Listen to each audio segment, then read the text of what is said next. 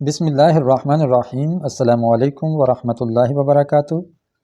قواعد فارسی کلاس میں شائقین فارسی کو خوش آمدید۔ معزز سامعین اور ناظرین، یہ کلاس بہت ہی مفید ہے ان لوگوں کے لیے جو inter graduation, masters, B S یا سی ایس ایس کے امتحان میں فارسی مضمون یا اردو مضمون رکھتے ہیں یا کسی بھی زبان کا مضمون رکھتے ہیں، تو ان کے لیے یہ گرامر کا کورس بہت ہی مفید ہے۔ آپ اگر اس بنیادی سبق کو پڑھ لیتے ہیں جو اس فارسی کی تدریس میں جاری ہے، تو انشاءاللہ آپ کو آخر تک یہ فائدہ دے گی چیزیں، اور اچھی اردو کے لیے اچھی فارسی اور اچھی عربی آنا ضروری ہے۔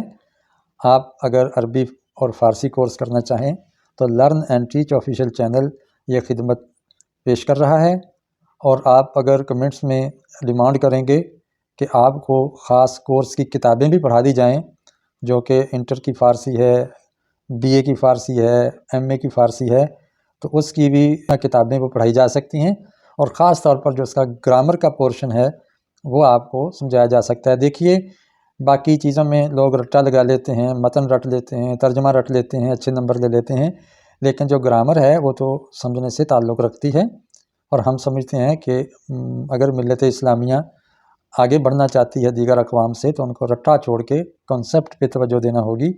تو آپ کو یہ چینل آپ کے کنسیپٹ مہیا کرے گا، علوم کے کنسیپٹ کلیئر کرے گا انشاءاللہ۔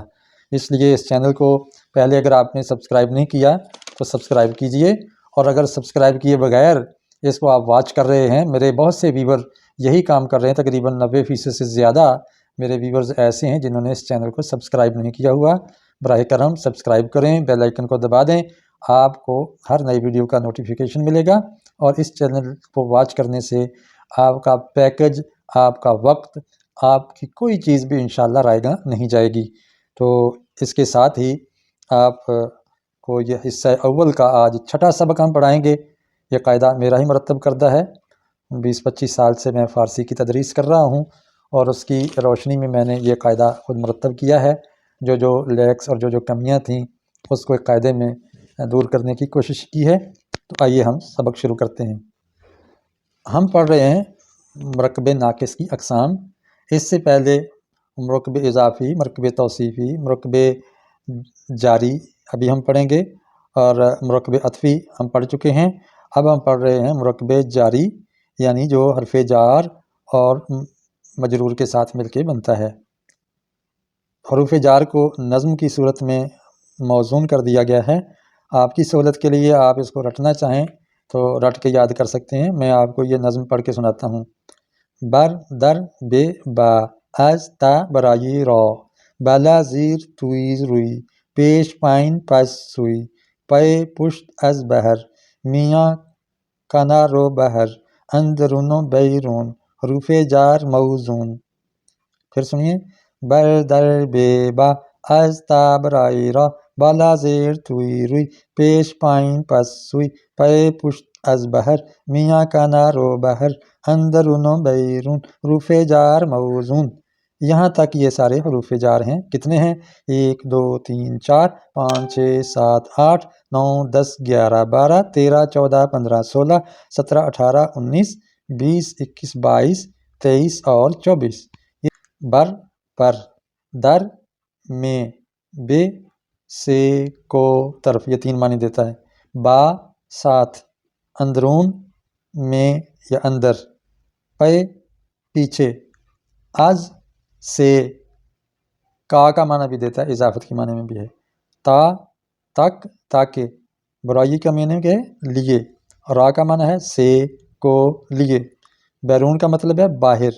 میان کا مطلب ہے درمیان۔ یہ نون واضح بھی پڑھتے ہیں، آج کل تو جدید فارسی میں غنہ چھوٹ گیا ہے اور نون کو ظاہر کر کے پڑھا جاتا ہے۔ بالا پر، اوپر۔ توئی کا معنی ہے میں۔ روئی کا معنی ہے پر، اوپر۔ زیر نیچے۔ پشت پر۔ بہر واسطے۔